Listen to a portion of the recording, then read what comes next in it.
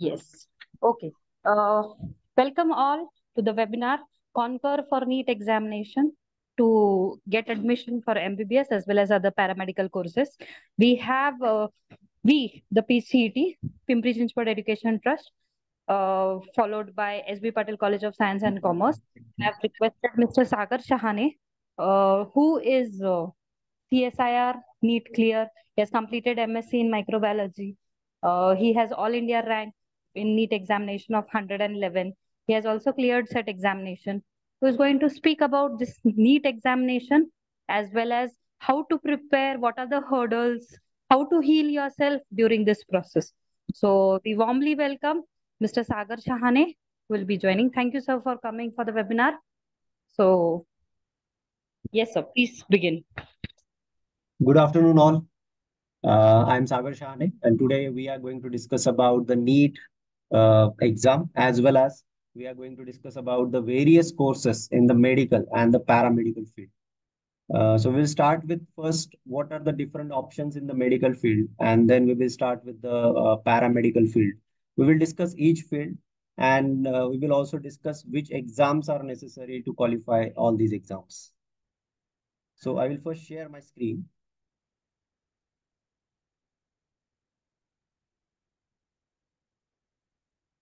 So this is all about me, my qualification. We will start with first the medical courses. Medical courses which are admitted through the NEET are, first is MBBS. MBBS, that is Bachelor of Medicine and Bachelor of Surgery. Second course which we can get admission through the NEET exam is the BDS, that is Bachelor of Dental Surgery. Then BAMS, Bachelor of Ayurvedic Medicine and Surgery. BHMS, Bachelor of Homeopathic Medicine and Surgery. BUMS, Bachelor of Unani Medicine and Surgery. As well as one more course is there, that is BSMS, Bachelor of Siddha Medicine and Surgery. Such that one animal doctor course is also there, and that is called as Bachelor of Veterinary Science and Animal Husbandry. As well as one more course that is included in paramedical, that is Bachelor of Physiotherapy. So first, can you tell me, can you see the screen? Can you see the PPT? Yes, sir. Yes, okay. So for the medical courses like MBBS, BDS, BAMS, BHMS, BUMS, BSMS, or veterinary science or Bachelor of Physiotherapy, we have to qualify the NEET exam. So NEET exam is a national level exam, and this national level exam is also called as National Eligibility Cum Entrance Test. So full form of this NEET exam is National Eligibility Cum Entrance Test. This exam is based on the CBSE pattern. CBSE pattern means this exam is based on NCERT syllabus. The syllabus for the NEET exam is whole 11th and 12th NCERT syllabus. Whole 11th and 12th NCERT syllabus is for this exam. This exam is about 720 marks exam. And this exam is conducted by National Testing Agency. As you can see on the screen, this exam is conducted by the National Testing Agency. National Testing Agency is the centralized testing agency that conduct all kind of exams like CUET or NEET or JEE or central exams. So this exam is 720 marks exam, and the syllabus is based on the three subjects. First is physics, second is chemistry, and third is biology. So NEET exam is based on physics, chemistry, and biology. The total questions which are asked in this exam are 200 questions. And this is multiple choice question exam. Multiple choice question exam. 45 questions are to be solved on the physics. 45 questions are to be solved on the chemistry, and 90 questions are to be solved on the biology. So exam is based on the CBSE NCERT pattern. Total questions are 200. Out of 200 questions, we have to solve 45 questions of physics, 45 questions of chemistry, and 90 questions of biology. So total question for the physics are 50. 50 question for the physics, 50 question for the chemistry, and 100 question for biology. Out of these, students have to solve 45 questions out of 50, 45 questions out of 50 chemistry, and 90 questions out of 100 for biology. So in biology, there are two subjects. One is study of plants, that is called as botany, and second is study of animals, that is called as zoology. So overall, there are 45 questions on the botany and 45 questions on the zoology, right? And out of 720 marks, if anyone achieves more than 600 marks, more than 600, means 600 plus marks, if anyone achieves, such students can enroll for MBBS course. If anyone achieves more than 500, means 500 plus marks, then they can go for Bachelor of Dental Surgery, means BDS. These are the last year's cutoff. So I'm just giving average marks which are required through the NEET for admission to the MBBS as well as BDS. If anyone has to take the admission for the BMS, secure score will be 400 plus. Secure score will be 400 plus. For BHMS, for BUMS, 300 to 200 marks will be sufficient for getting admission. Bachelor of Siddha Medicine and Surgery also requires such kind of marks, 300 to 200 marks. Bachelor of Physiotherapy can be enrolled if the student has 200 plus marks. Bachelor of Veterinary Science, in case of Bachelor of Veterinary Science, the score required can be much higher for general category. So score here can vary from 400 to 500. So these are the tentative scores which are required out of 720 to get admission to the different courses, different medical courses. So this exam, NEET exam, is MCQ based exam. Total 180 questions has to be solved, and each question in this pattern, each question carries 4 marks. Each question carries 4 marks. So in this way, the exam is for the 720 marks. Here, the negative marking is there. Negative marking is there. So if one question is wrong, for one wrong answer, the student will lose 1 mark, means -1. So in this way, the negative marking is there. So you can say 0.25 marks will be reduced for each mark. 0.25 marks will be reduced for each mark. म्हणजे इथे तुम्ही असं म्हणू शकता की बाबा 4 मार्कांचा question आहे. 4 मार्कांचा question आहे तर हे 4 मार्क तर तुमचे जाणारच आहेत. पण याशिवाय तुमचा 1 मार्क निगेटिव्ह होणार आहे. म्हणून हे निगेटिव्ह मार्क वाली एक्झाम आहे. म्हणजे जर क्वेश्चन चुकत असेल तर त्या ठिकाणी अटेम्प्ट न केलेला बरा, असं असू शकेल. की कारण इथे निगेटिव्ह मार्किंगची एक्झाम आहे. एक्झाम कधी असते तर एक्झाम, नीट एक्झाम जी असते ती मे मध्ये असते. जनरली मे मध्ये असते एक्झाम. आणि या एक्झामचा ड्युरेशन आहे 3 hours 20 minutes. 3 hours 20 minute मध्ये टोटल 180 क्वेश्चन सॉल्व्ह करायचे आहेत. सिलेबस आपण डिस्कस केलाय की NCERT 11th आणि 12th वर बेस्ड हा सिलेबस असेल. आणि ही जी एक्झाम असते ही ऑनलाईन नसते, ही एक्झाम ऑफलाईन असते. ऑफलाईन एक्झाम आहे ही. MCQ बेस्ड एक्झाम असते. पेन आणि पेपर बेस्ड ही एक्झाम असते. आणि यामध्ये OMR शीट प्रोव्हाइड केले जातात मुलांना. आणि OMR शीट मध्ये 4 असे डॉट्स असतात. त्यामध्ये आपल्याला आन्सर फिल करायचं असतं. ते असतात A, B, C आणि D. तर जे आन्सर असेल ते आपल्याला त्याला राऊंड करावं लागतं, त्याला फिल करावं लागतं. इथे MCQ बेस्ड एक्झाम आहे. पेपर आणि पेन बेस्ड ही एक्झाम आहे. सो हे ऍडमिशन्स जे आपण आता डिस्कस केले, मेडिकल कोर्सेस जे डिस्कस केले, हे नीट थ्रू आहे. ठीक आहे. याशिवाय काही पॅरामेडिकल कोर्सेस असतात. पॅरामेडिकल कोर्सेस मध्ये हंड्रेड्स ऑफ कोर्सेस आहेत. पण जे ज्यांना जास्त डिमांड आहे अशा कोर्सेसला मी इथे मेन्शन केलेलं आहे. आता जे पॅरामेडिकल कोर्सेस असतात त्यांना काही जे कॉलेजेस आहेत ते नीट थ्रू ऍडमिशन देतात. जसं की महाराष्ट्रामध्ये आहे Maharashtra university of health sciences. Maharashtra university of health sciences मध्ये हे जेवढे काही पॅरामेडिकल कोर्सेस आहेत ते मी इथे लिस्ट केलेत, समोर तुम्ही पाहू शकता. तर इथे जे पॅरामेडिकल कोर्सेस असतात यांना BSc म्हणजे ग्रॅज्युएशनच्या फॉर्म मध्ये आपण करू शकतो. काही पॅरामेडिकल कोर्सेस हे डिप्लोमाच्या फॉर्म मध्ये पण असतात. डिप्लोमा किंवा BSc या फॉर्म मध्ये आपण यांना ऍडमिशन घेऊ शकतो. पॅरामेडिकल कोर्सेसमध्ये फर्स्ट ज्याला हाय डिमांड असते तो कोर्स आहे BSc इन पॅरामेडिकल टेक्नॉलॉजी, आणि हा आहे नर्सिंग मधला कोर्स. आणि हा जर नर्सिंगचा कोर्स करायचा असेल तर आपल्याला ऍडमिशनसाठी वेगवेगळ्या कॉलेजेस चे ऑप्शन्स असतात, जसं की एम्स पण असतात. इंडियामध्ये 22 एम्स आहेत जवळजवळ. ठीक आहे. आणि हे जे एम्स आहेत, या एम्स मध्ये सुद्धा पॅरामेडिकल कोर्सेस आहेत, आणि या पॅरामेडिकल कोर्सेसला ऍडमिशन घ्यायचं असेल तर एम्सची पॅरामेडिकल एंट्रन्स टेस्ट द्यावी लागते. इथे वेगवेगळ्या टेस्ट आहेत. इथे फक्त नीट एक्झाम देऊन चालणार नाही. जर कोणाला पॅरामेडिकल साठी ऍडमिशन घ्यायचं असेल आणि एम्स मध्ये ऍडमिशन घ्यायचं असेल, एम्स मध्ये जे 22 एम्स आहेत त्यापैकी जे 14 एम्स आहेत ते एकच टेस्ट कंडक्ट करतात, ती आहे एम्स पॅरामेडिकल एंट्रन्स टेस्ट. आणि ही जी पॅरामेडिकल एंट्रन्स टेस्ट असते ती वेगवेगळे जे पॅरामेडिकलचे BSc चे कोर्सेस आहेत त्यांच्यासाठी ऍडमिशन घेण्यासाठी रिक्वायर्ड आहे.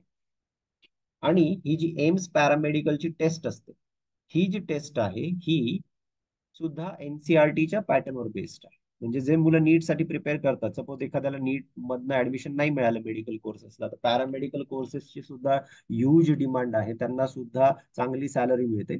तर पॅरामेडिकल कोर्सेसमध्ये सिलेबस जो आहे तो सुद्धा NCERTवर बेस्ड आहे. आणि ज्या मुलांचं PCB ग्रुप आहे त्यांना सुद्धा पॅरामेडिकल कोर्सेसमध्ये ऍडमिशन मिळेल, आणि ज्यांचा PCM आहे त्यांना सुद्धा इथे ऑपॉर्च्युनिटीज मिळू शकतात. म्हणजे एखाद्याचा PCMB ग्रुप नसेल, PCM असेल आणि त्याला मेडिकल फील्डमध्ये जायचंय, मेडिकलमध्ये ते डॉक्टर तर नाही बनू शकणार पण ते पॅरामेडिकल फील्डमध्ये जाऊ शकतात. आणि पॅरामेडिकल फील्डमध्ये जी एम्स एक्झाम आहे ही एक्झाम पॅरामेडिकल एंट्रन्स टेस्ट ते देऊ शकतात. ही एक्झाम जी असते ती सर्व मेजर सिटीमध्ये असते. म्हणजे मेजर सिटीमध्ये म्हणजे भोपाळमध्ये असेल किंवा महाराष्ट्रामध्ये ही एक्झाम जी असते ती फक्त मुंबईला होते. आणि ही एक्झाम ही ऑनलाईन पॅटर्न मध्ये, म्हणजे कॉम्प्युटर बेस्ड ही एक्झाम असते. महाराष्ट्रामध्ये एक्झाम मुंबईमध्ये होईल जर कोणाला एम्सचे पॅरामेडिकल मध्ये करिअर करायचं असेल तर. आणि यामध्ये PCM ची मुलं पण एक्झाम देऊ शकतात, PCB ची मुलं पण एक्झाम देऊ शकतात. तर यामध्ये 30 क्वेश्चन्स केमिस्ट्रीचे असतील, 30 क्वेश्चन्स फिजिक्सचे असतील, आणि बायोलॉजी किंवा मॅथमॅटिक्स यापैकी एक काहीतरी चूज करायचंय. यावर 30 क्वेश्चन असतील. तर टोटल जे क्वेश्चन असतील ते 90 क्वेश्चन असतील. आणि प्रत्येक क्वेश्चन 1 मार्क कॅरी करतो या केसमध्ये, आणि 90 मार्क्सची ही एक्झाम असेल. ठीक आहे. आता ही जी एक्झाम आहे याला निगेटिव्ह मार्किंग आहे. एम्सचे जे पॅरामेडिकल एंट्रन्स टेस्ट असतात याला निगेटिव्ह मार्किंग असते, आणि याची निगेटिव्ह मार्किंग आहे 1/3. म्हणजे इथे जर करेक्ट आला तर 1 मार्क मिळेल, इनकरेक्ट झाला तर 1/3 त्यातून मार्क जे असणार आहेत ते लेस होणार आहेत, मायनस होणार आहेत. आता आपण एकदा पाहूयात ते कोणते कोणते कोर्सेस आहेत जे पॅरामेडिकल मध्ये करू शकतात मुलं. एक जनरल आपण त्याबद्दल डिस्कशन करूयात. तर नर्सिंग हा एक हाय ह्यूज डिमांड असलेला एक कोर्स आहे. ठीक आहे. एम्स मध्ये जे नर्सिंगचे कोर्सेस आहेत तिथे 100% फक्त फिमेललाच एंट्री मिळते. एम्सचे जे काही नर्सिंगचे कोर्स आहेत तिथे 100% फिमेलला एंट्री मिळते. पण महाराष्ट्रामध्ये जर तुम्हाला नर्सिंग करायचं असेल तर मेल आणि फिमेल दोघांना ऍडमिशन मिळू शकतं. आणि जर महाराष्ट्रामध्ये नर्सिंग करायचं असेल तर महाराष्ट्र गव्हर्नमेंट एक वेगळी CET घेतं. MHT CETच्या सारखीच एक CET असते, तिला म्हणतात MH nursing CET. Maharashtra nursing CET आहे. आणि महाराष्ट्र नर्सिंग CET महाराष्ट्रामध्ये जर नर्सिंग करायचं असेल तर त्यासाठी करावी लागेल, ही एक्झाम द्यावी लागेल. आता एकदा याचा पॅटर्न पाहूयात आपण.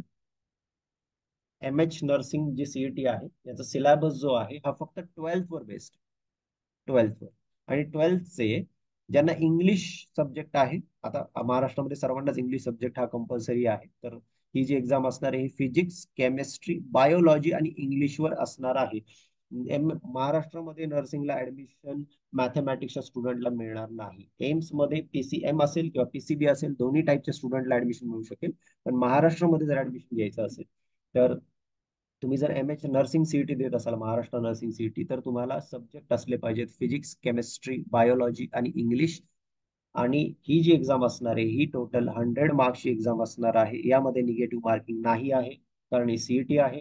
आणि टोटल नंबर ऑफ क्वेश्चन्स जर तुम्ही बघितले तर नर्सिंग ऍप्टिट्यूडचे 20 क्वेश्चन्स विचारले जातील, फिजिक्सचे 20 क्वेश्चन्स विचारले जातील, केमिस्ट्रीचे 20 क्वेश्चन्स विचारले जातील, बायोलॉजीचे 20 क्वेश्चन्स विचारले जातील, आणि इंग्लिशचे 20 क्वेश्चन विचारले जातील. प्रत्येक क्वेश्चन जो आहे तो 1 मार्क कॅरी करत आहे.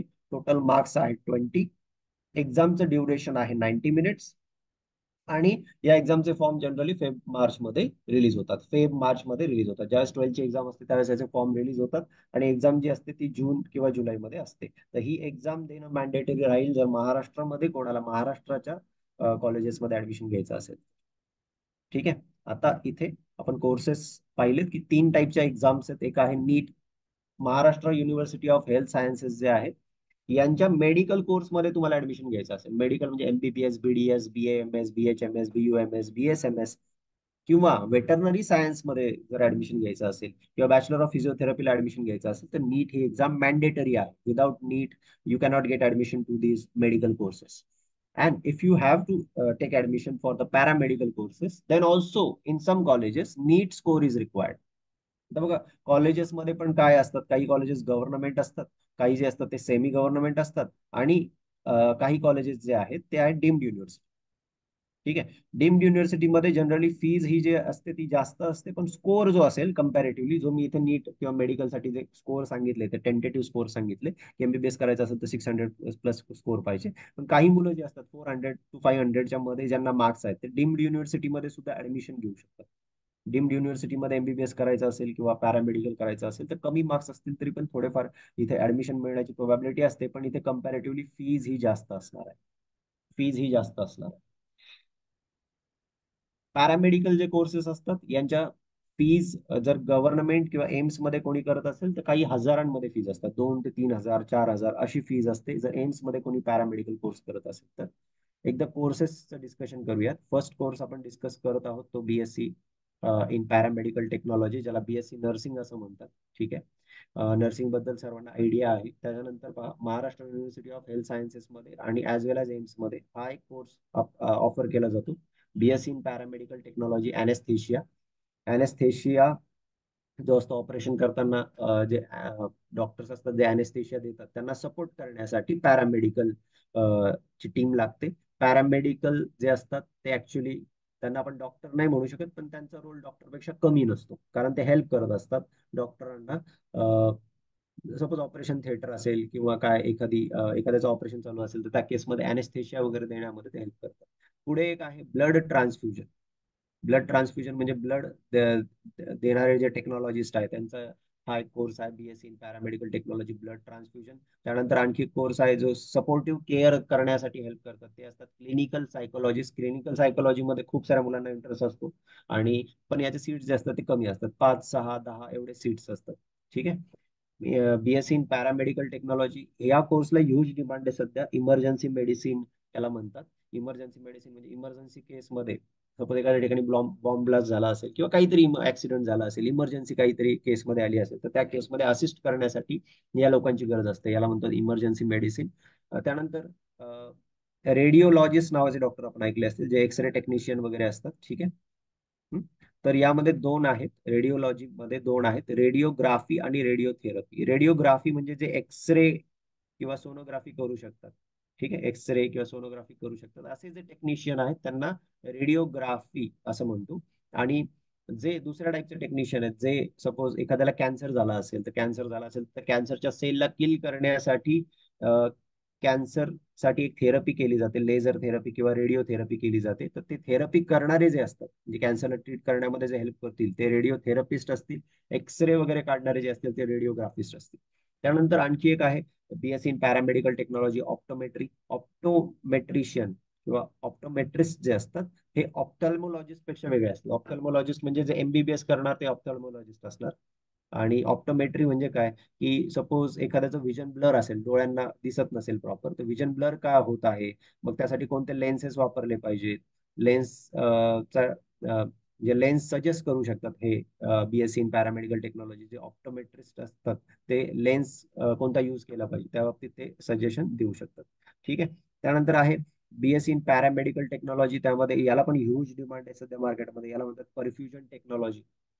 परफ्युजन म्हणजे जे ब्लड ब्लड जे असतं ते ब्लड व्हायटल ऑर्गनला प्रोव्हाइड करायला पाहिजे, किंवा ज्यावेळेस सपोज एखाद्याचा हार्टचं ऑपरेशन चालू असेल तर त्याचे लंग्स जे असतील ते प्रॉपर कंडिशन मध्ये वर्क केले पाहिजेत त्याने, किंवा हार्टमध्ये ब्लडचा सप्लाय प्रॉपर व्हायला पाहिजे, बॉडीला ब्लडचा सप्लाय प्रॉपर व्हायला पाहिजे. तर ब्लडचा सप्लाय प्रॉपर मेंटेन करण्यासाठी ज्या काही टेक्निक्स यूज केल्या जातात किंवा जे काही इन्स्ट्रुमेंट्स यूज केले जातात, जे काही युटेन्सिल्स यूज केले जातात, यांचं प्रॉपर नॉलेज यांना असतं परफ्युजन टेक्नॉलॉजीचा. म्हणजे ज्यावेळेस ऑपरेशन वगैरे चालू असेल, हार्टचं ऑपरेशन चालू असेल, त्यावेळेस परफ्युजन टेक्नॉलॉजीचा रोल खूप इम्पॉर्टंट होऊन जातो. याला पण ह्यूज डिमांड आहे या कोर्सला. Next, BSc in paramedical technology, याला एक ह्यूज डिमांड आहे. ऑपरेशन थिएटर असिस्टंट यांना म्हणतात या कोर्सला, ऑपरेशन थिएटर असिस्टंट. त्यानंतर आणखी एक आहे कार्डियक टेक्नॉलॉजी, नावाप्रमाणे तुम्हाला समजलं असेल. त्यानंतर आहे लॅबोरेटरी टेक्नॉलॉजी. लॅबोरेटरी टेक्नॉलॉजी हा कोर्स जनरली सर्वांनाच माहित आहे, याला डीएमएलटी पण म्हणतात. काही लोक डिप्लोमा करतात यामध्ये, diploma in paramedical lab technology. इथे हा जो कोर्स आहे हा बीएससी आहे लॅबोरेटरी टेक्नॉलॉजी मध्ये. यामध्ये ब्लडचं टेस्टिंग किंवा युरिनचं टेस्टिंग लॅबमध्ये जे केलं जातं, तर याबद्दल यांना इन्फॉर्मेशन असते, याबद्दल यांना नॉलेज असते या पर्सनला. त्यानंतर आणखी एक आहे BSc in paramedical technology plaster. Generally ऍक्सिडेंटच्या केसेसमध्ये काही बोनला हार्म झाला, बोन जर ब्रेक झाला असेल तर त्या केसमध्ये प्लास्टर केलं जातं. तर यासाठी हे टेक्निशियन असतात, त्यांना BSc in paramedical technology plaster हा एक कोर्स आहे. त्यानंतर आणखी एक कोर्स आहे जो फॉरेन्सिक मेडिकल सायन्स मध्ये आहे. आणखी एक कोर्स आहे एंडोस्कोपी मध्ये आहे. इथे मी काही मेन कोर्सेस मेन्शन केलेले आहेत, पण याशिवाय सुद्धा खूप सारे कोर्सेस आहेत. जसं की काही लोक जे असतात, म्हणजे काही मुलांना ऍडमिशन मिळू शकतं डायलिसिस टेक्नॉलॉजी.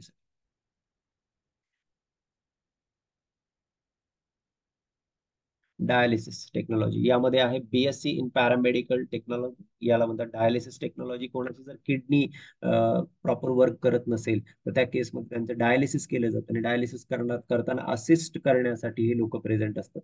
ठीक आहे, तर या सर्व जे पॅरामेडिकल कोर्सेस आहेत यांना सुद्धा चांगले सॅलरीज असतात, ह्यूज डिमांड असते.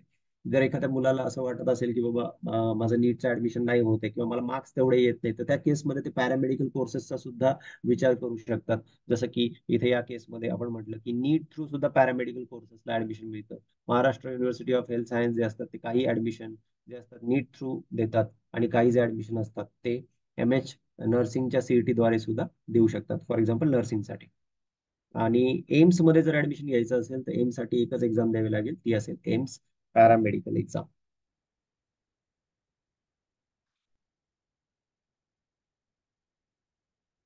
इथे आपण तिघांचा पॅटर्न डिस्कस केलाय. नीट एक्झाम जी असते, ही एक्झाम जी असणार आहे ती 720 मार्क्सची एक्झाम असणार आहे. 600+ मार्क्स जे स्कोर करतील मुलं, त्यात बायोला सर्वात जास्त वेटेज आहे, बायोलॉजीला. तर बायोलॉजी आपण जर विचार केला तर 360 मार्क्स, 360 मार्क्सचं बायोलॉजी आहे इथे. का, इथे जर 45 क्वेश्चन बॉटनीचे आहे, 45 क्वेश्चन झुलॉजीचे आहे. सो आपण जर याला 4 ने मल्टिप्लाय केलं तर 180 मार्क्स जे आहे ते बॉटनी आहे, 180 मार्क्स जे आहे ते झुलॉजी आहे. तर इथे 360 मार्क्स होतात. फिजिक्स जे आहे ते 180 मार्क्स साठी आहे, आणि केमिस्ट्री सुद्धा 180 मार्क्स साठी आहे. तर टोटल जर आपण कॅल्क्युलेट केलं तर 720 मार्क्सची एक्झाम आहे. जे मुलं चांगला स्कोर करू शकतील, 2 वर्ष जे चांगलं नीट साठी प्रिपेअर करतील, अशा मुलांना 720 पैकी 720 मार्क्स सुद्धा मिळू शकतात. किंवा ज्यांना सपोज 600+ मार्क्स आहेत जनरली, ते या एक्झामला क्रॅक करून मेडिकल कोर्सेस साठी जाऊ शकतात. ही एक्झाम जी आहे नीट एक्झाम जनरली मे मध्ये कंडक्ट केली जाते. एव्हरी इयर एकदाच होणार आहे एक्झाम. आणि या एक्झामसाठी या वर्षी म्हणजे आता जी एक्झाम झाली त्यामध्ये अराउंड 25 लाख स्टुडंटने ऑल ओव्हर इंडिया ही एक्झाम दिलेली आहे. 25 लाख स्टुडंटने ही एक्झाम दिलेली आहे. आणि त्यापैकी जर आपण नीट मेडिकलचे सीट बघितले, एमबीबीएस, एमबीबीएसचे सीट आहेत ते आहेत 90,000च्या आसपास. एमबीबीएसचे जे सीट्स आहेत ते 90,000च्या आसपास आहेत. म्हणजे मुलांना पहिल्या 50,000मध्ये यायचं आहे. पहिल्या 50,000 स्टुडंट मध्ये जर कोणी येत असेल तरच त्यांना एमबीबीएस गव्हर्नमेंट मिळण्याची प्रोबॅबिलिटी आहे. कारण ऑल ओव्हर इंडिया 90,000 सीट्स आहेत. यामध्ये स्टेट कोटा पण असतो. स्टेट कोटा म्हणजे महाराष्ट्रामध्ये जेवढे कॉलेजेस असतील त्या कॉलेजेसमध्ये 85% जे सीट असतात ते महाराष्ट्रातल्या मुलांना रिझर्व्ह असतात. 85% जे सीट्स असतात महाराष्ट्रातल्या कॉलेजमधले, म्हणजे जर 100 सीट असतील तर त्या 100 सीट पैकी 85 जे सीट्स असतील ते महाराष्ट्रातल्या स्टुडंटला रिझर्व्ह असतील. आणि जे 15% जे असतील ते बाहेरची मुलं सुद्धा किंवा एनआरआय स्टुडंट सुद्धा ऍडमिशन घेऊ शकतात एमबीबीएस ला. ठीक आहे, यामध्ये कोणाला काही डाऊट असेल तर आपण थोडस सेशन ओपन करूयात. Hello hello. Yes, sir. हा हॅलो हॅलो. हा, यामध्ये या सेशन मध्ये जर कोणाला काही डाऊट असेल तर आपण थोडस yes yes yes yes yes yes yes. एक छोटासा डाऊट आहे सर, हा की 85% seats reserved for the particular state students, right? हो बरोबर. Through the NEET. हो. ओके.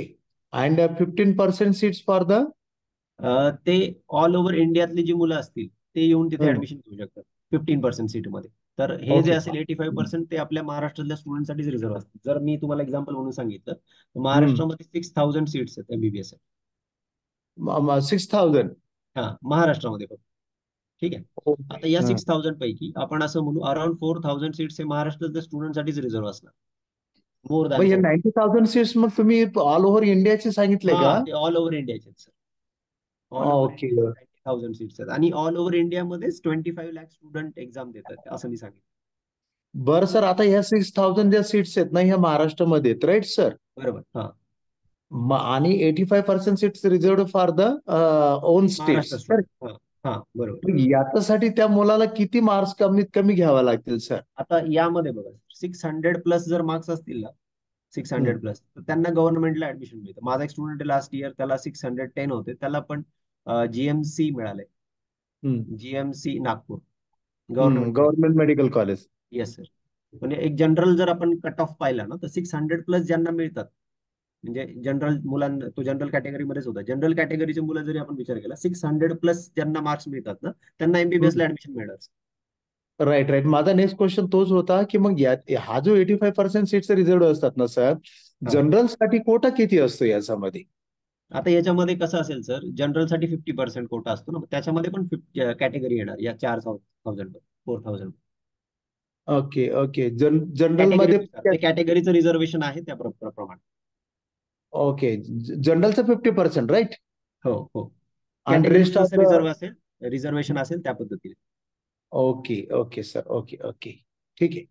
हा, आता यामध्ये फक्त आपण MBBS च्या सीटचा विचार केला. मग BDS चा जर विचार केला तर इथे पण जवळजवळ 28,000 च्या आसपास 27 to 28,000 सीट्स आहेत ऑल ओव्हर इंडिया. मग BDS ला पण महाराष्ट्रामध्ये जवळजवळ 2,000 ते 3,000 सीट्स आहेत. 28,000. असं म्हणजे जर BMS चा विचार केला तर अराउंड याचे पण असतील 30,000 च्या आसपास सीट. तर ऑल BMS ला ओव्हर पण इंडिया. माझं जसे जसे स्कोर कमी असेल, सपोज एखाद्याला 600+ मार्क्स मिळाले तर त्याला MBBS मिळू शकतो. 500+ असेल तर BDS चा चान्स आहे मिळण्याचा. 400 च्या आसपास मार्क्स असतील तर BMS मिळू शकतं अकॉर्डिंग टू द कॅटेगरी. पण मी इथे सांगितलं 400+ हा सेफ स्कोर. म्हणजे मी प्लस प्लस दिला इथे, हा सेफ स्कोर झाला. ज्याला 500+ मिळाले त्याचं मोस्ट प्रोबॅबिलिटी आहे की त्याला ते ऍडमिशन मिळू.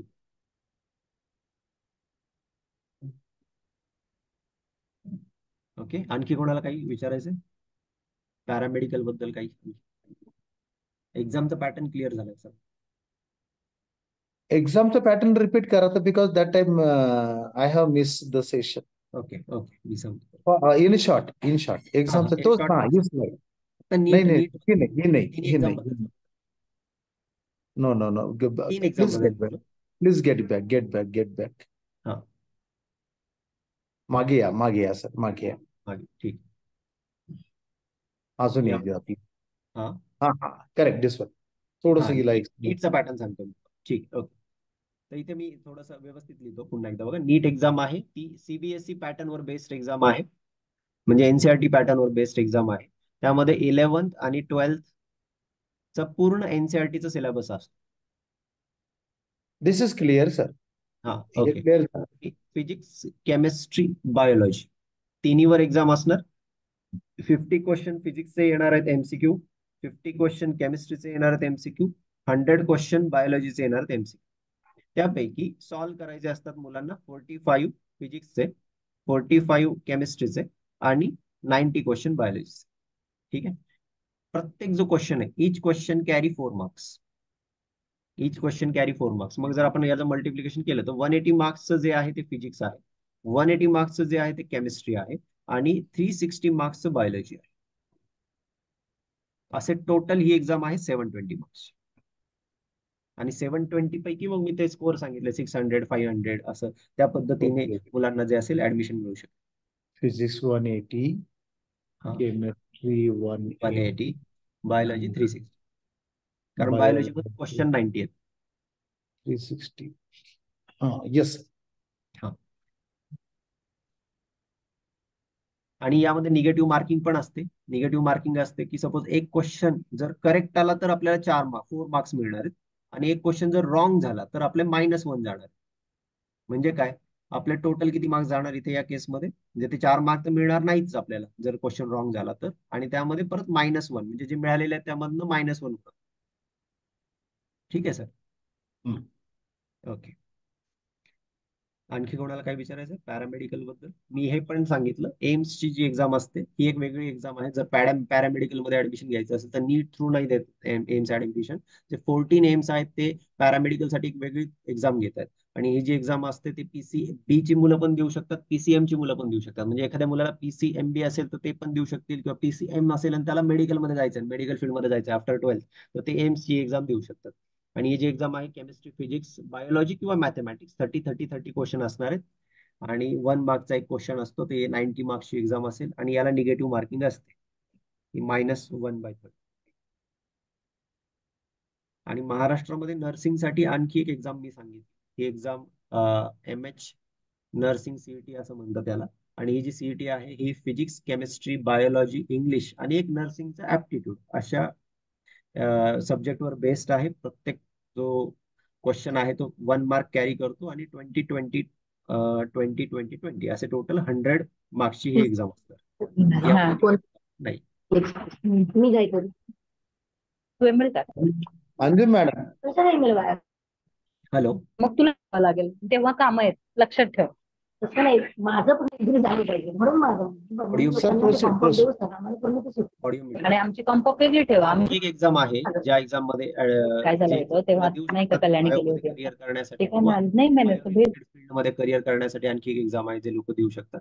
त्या MHT CET जी आहे PCM आणि PCB. जर इंजिनिअरिंगच्या कोर्सेसला ऍडमिशन घ्यायचं असेल तर PCM द्वारे घेऊ शकतो. आणि जर बायोलॉजी रिलेटेड कोर्सेस घ्यायचे, सपोज PCB ची CET आहे, ही जी CET असते PCB ची 200 मार्क्सची एक्झाम असते. ही एक एक्झाम आहे PCB ची CET, 200 मार्क्सची एक्झाम असते. फिजिक्स जे असणार आहे त्यामध्ये 50 क्वेश्चन असणार 50 मार्क्स साठी.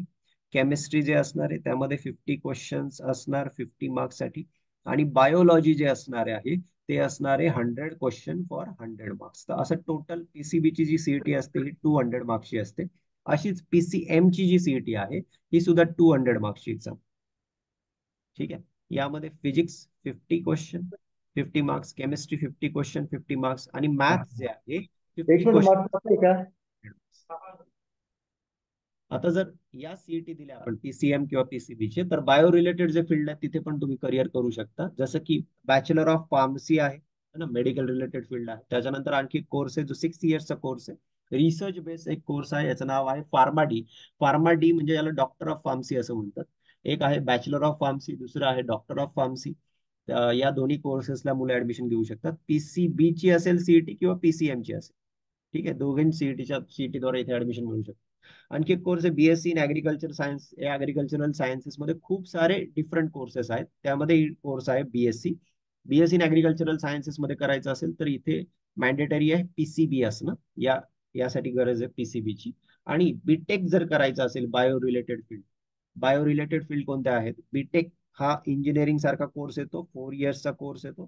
ठीक आहे. आणि बीटेक बायो रिलेटेड फील्ड कोणत्या आहेत? तर बायोटेक्नॉलॉजी नावाचं एक फील्ड आहे.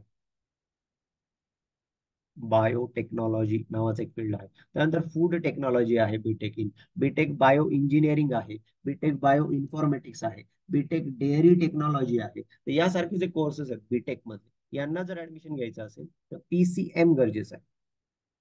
PCMB असेल तर बेटर आहे, पण PCM गरजेचं आहे. कारण हा जो कोर्स आहे जरी बायो रिलेटेड फील्ड आहे तरी बीटेक नाव आहे त्याचं, इंजिनिअरिंग सारखी ती फील्ड आहे, म्हणून त्यासाठी मॅन्डेटरी आहे ऍडमिशन घेताना PCM असणं. PCM ची CET देणं गरजेचं आहे मुलांनी यासाठी.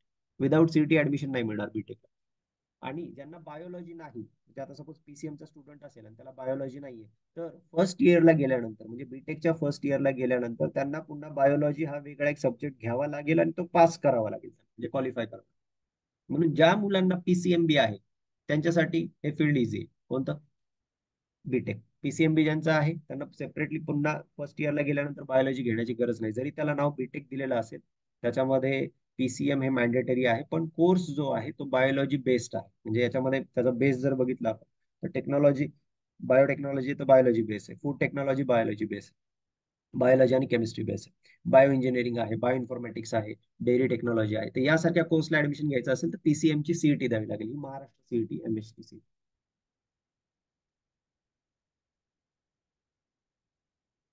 Hello. Yes, hello. sir. Yes. आता यात काही डाऊट असेल तर विचारू शकतो. No, no. सर्वांना क्लिअर आहे? तर मी पूर्ण इथे कोर्सेस डिस्कस केले. मेडिकल, पॅरामेडिकल कोर्सेस जिथे मुलं ऍडमिशन घेऊ शकतात, कोणत्या कोणत्या एक्झाम्स असतात त्याबद्दल आपण इथे डिस्कशन केलं. नीट ची एक्झाम काय असते, किंवा पॅरामेडिकल एम्स मध्ये जर एक्झाम ऍडमिशन घ्यायचं असेल तर एम्स जे असतात हायली रेप्युटेड इन्स्टिट्यूट आहेत, आणि इथे जर ऍडमिशन घेतलं एम्स मध्ये तर पॅकेजेस पण खूप चांगले असतात. मुलांना स्टायपेंड पण देतं गव्हर्नमेंट एम्स मध्ये. त्याच्यानंतर ₹500 पर मंथ त्यांना स्टार्टिंगला स्टायपेंड पण असते. त्याच्यानंतर इंटर्नशिप ज्यावेळेस करतात मुलं त्यावेळेस अराउंड 15,000च्या आसपास त्यांना इंटर्नशिप मध्ये सुद्धा सॅलरी मिळते एम्सच्या student.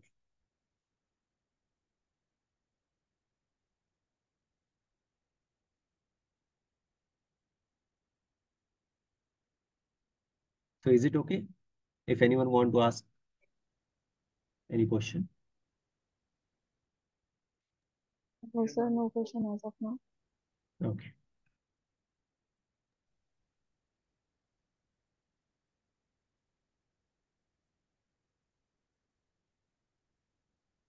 Hello. Hello, sir. Is there any query, question regarding exams? सर्व गोष्टी क्लिअर आहेत का सर्वांना? सर एक क्वेरी है. हाँ, बोलिए. टोटल मार्क्स 720 बरोबर ना?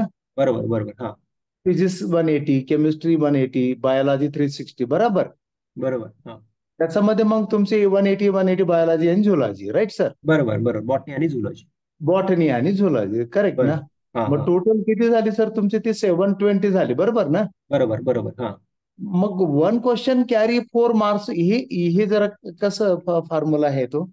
बघा हे असं आहे सर. क्वेश्चन किती आहेत बघा. फिजिक्सचे क्वेश्चन किती आहेत total? 50.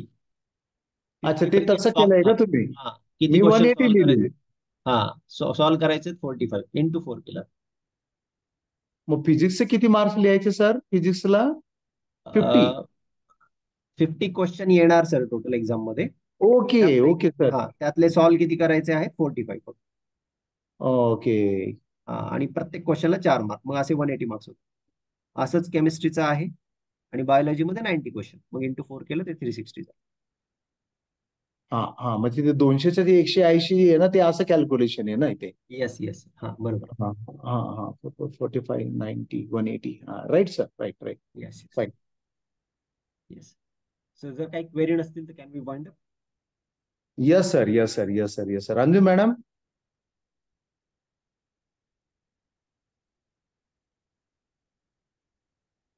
Hello Anju madam. Yes, sir. Yes, sir. हा, okay okay. Sir has winded up. Yes, yes, sir. So, thank you all. Thank you, Sahane sir, for giving such a wonderful information regarding paramedical excellence also. People have lot of information about MBBS, but the various career options for paramedical also, and people who have opted for PCM group also have these options open. It was really a remarkable information given to the students. Thank you so much, sir, to join the webinar and giving us such a valuable information. Thank you, sir. Thank you very much. Okay, fine. Thank you, Shane sir, Thank you, Anju sir. madam, and madam who is taking care of Zoom meeting. Thank Yes, you, Thanks thank you a for lot. that. Thanks a lot, Thank all you of for you. cooperating. God bless all of you. Thank you. Yes.